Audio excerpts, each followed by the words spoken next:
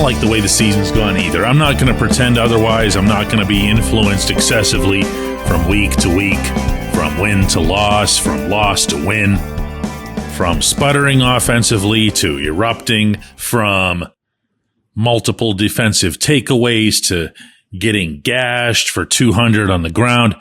I'm going to share with you the one quality that I believe exists in this team that if something were to happen positively the rest of the way, if, that's all I'm saying is if, it'll be primarily because of this. Good morning to you. Good Tuesday morning. I'm Dejan Kovacevic of DK Pittsburgh Sports. This is Daily Shot of Steelers. It comes your way bright and early every weekday. If you're into hockey and or baseball, I also offer daily shots of Penguins and Pirates, and a special thanks before we get started to our partners at FanDuel for supporting this program. There's all kinds of words for it, but I'm going to choose Moxie. DK Metcalf was aware that Ben Skowronek couldn't get onto the field on punt coverage because of an injury. Skowronek had a finger injury. Made it known. Metcalf was nearby. Metcalf said to him, "I got you," per his recollection. Metcalf had taken one whole rep in college in a gunner role, but there he was, out there to do a job that you could not get somebody with his credentials to do if their life depended on it. Dude's making $30 million a year. But there he was. He drew two Ravens to the left side and almost got there to make the play. Now, it was Peyton Wilson who would get there for the tackle, but Metcalf took both of his guys the whole way down the field with him, was roughing them up a lot more than vice versa, and wound up helping his team in the field position battle at a pivotal point in the game. Good stuff. Really, really good stuff. Mike Tomlin had talked about Metcalf and how much that game meant to him because he knew how much it meant to the team and everything else, and made some kind of passing remark that he never elaborated on about Metcalf even texting him late at night about how pumped he was for this. This is good. I'll pause right here if you want to jump off. If you want to not hear anything at all that's positive, if you want to just hope that they lose out or whatever, you're free to do that. But I try to make sure that the coverage reflects the reality. And the reality of this team is that Metcalf is anything but alone in this category. He's got all kinds of company. Once more, with feeling, this is a flawed football team. And in a lot of ways, to date, despite being in first place, it has failed at far too many things and fallen short of reasonable expectations. But they aren't done. They haven't checked out. They haven't said, heck with this.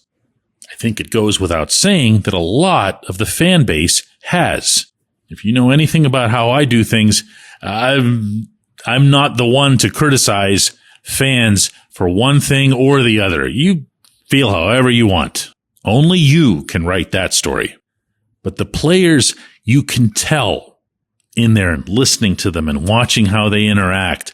And of course, seeing when they put out the way they did in Baltimore. Again, flawed, but they got it done. And I do feel that's worth something. I do feel that the pattern that's in place for this ridiculous season, with such weird highs and even weirder lows, is that when they've got everything going their way internally, they're on the same page. They're battling for each other. They're scrapping harder than the opponent is. Well, let's look at this a different way. Let's go back over the schedule and remind ourselves that the Steelers beat the Patriots, the AFC's number one team, in Foxborough, and held them to 14 points.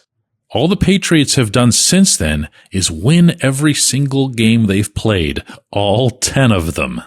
And in all 10 of those, they never scored fewer than 23 points. What happened that day? Well, all kinds of stuff. But what happened the previous week was that they got their noses rubbed in it by the Seahawks in the Acrisure Stadium home opener. That was how they answered. Not long after that came the back-to-back debacles against the Bengals and the Packers, and the Colts come into town. Number one team in the NFL at the time. I know what's happened since. I know they don't have Daniel Jones, and they're trying to get Phillip Rivers out of a retirement home. But the Colts were numero uno back then. And yet you knew from the outset of that game, like minutes after kickoff, that there was no way the Steelers were going to lose that one because of how hard they were competing.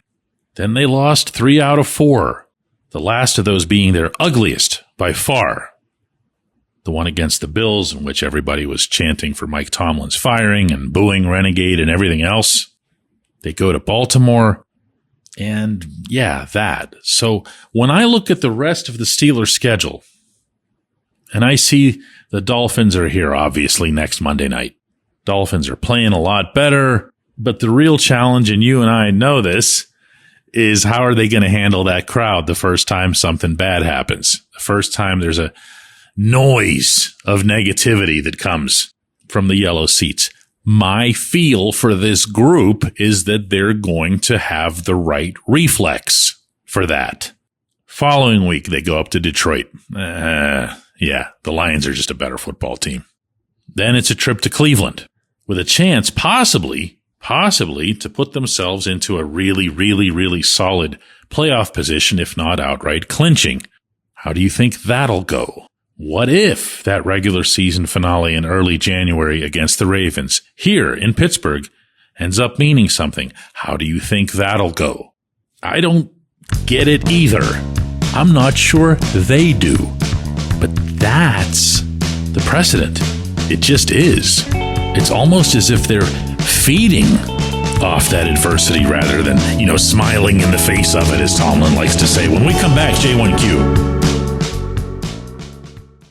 This segment of Daily Shot is brought to you by our good friends at Mike's Beer Bar. They're located on Federal Street, directly across from PNC Park. Mike has more than 500 beers on tap, including from more than 50 local breweries. Stop in and say hello. Tell Mike we sent you. Mike's Beer Bar.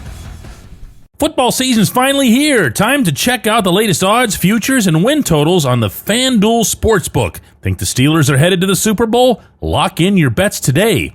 Whatever your game, FanDuel Sportsbook delivers the latest lines, futures, and specials, so you can join in on all the action.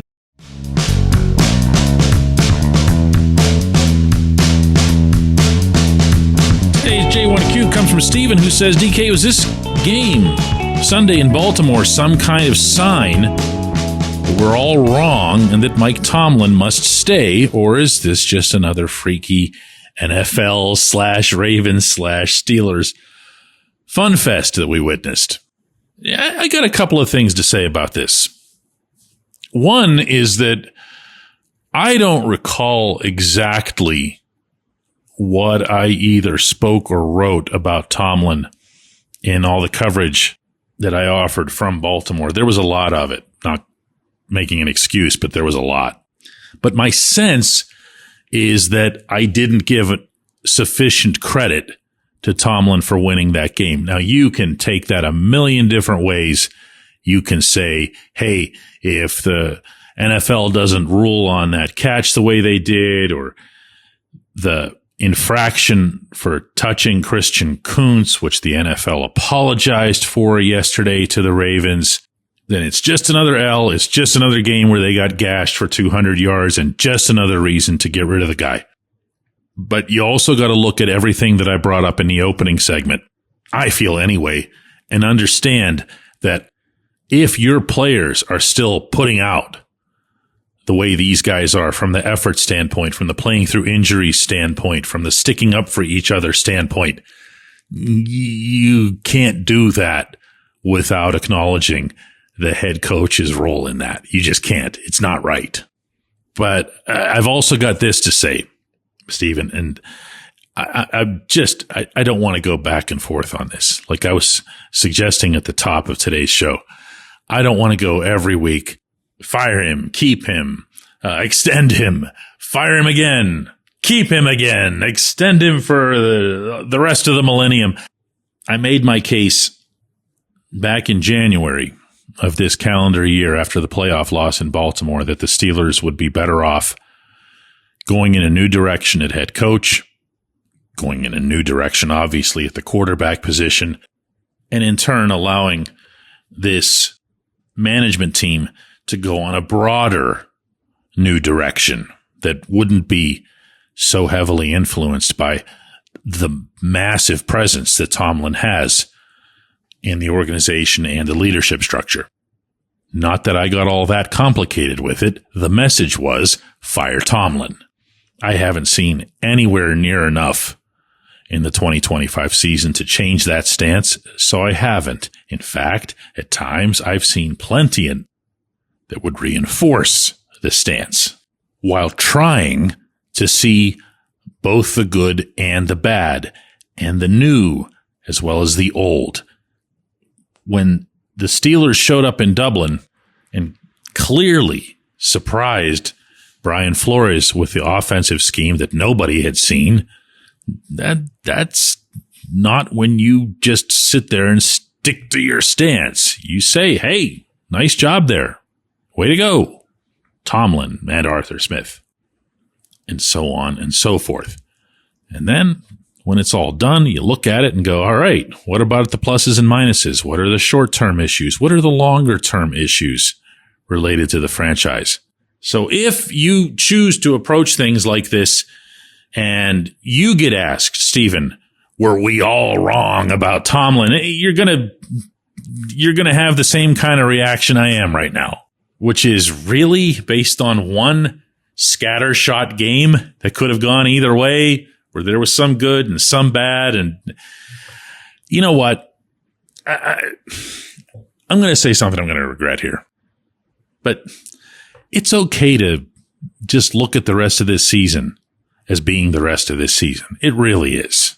Not everything has to be some overarching, super cosmic, seismic scenario. This football team that we're watching right now has 4 games left. If they qualify for the playoffs, they'll have another one. Chances are really good if they have that one, it'll be at home.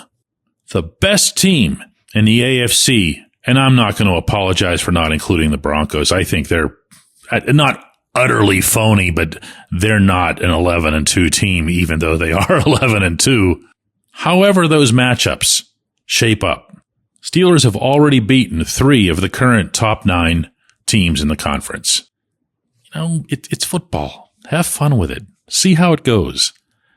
One way or another, if you think that cheering against the Steelers, or even if it's just inward, and you don't let anybody see it, if you think that that's going to influence or some sort of massive collapse will influence Art Rooney on this decision, you haven't been paying attention for only about a half a century. Might as well have some fun if they win. I appreciate the question, Stephen. I appreciate everybody listening to Daily Shot of Steelers. Don't forget that we have a double shot coming your way today at 4 p.m. Eastern. That's on our YouTube channel. Would love to have you along with us today.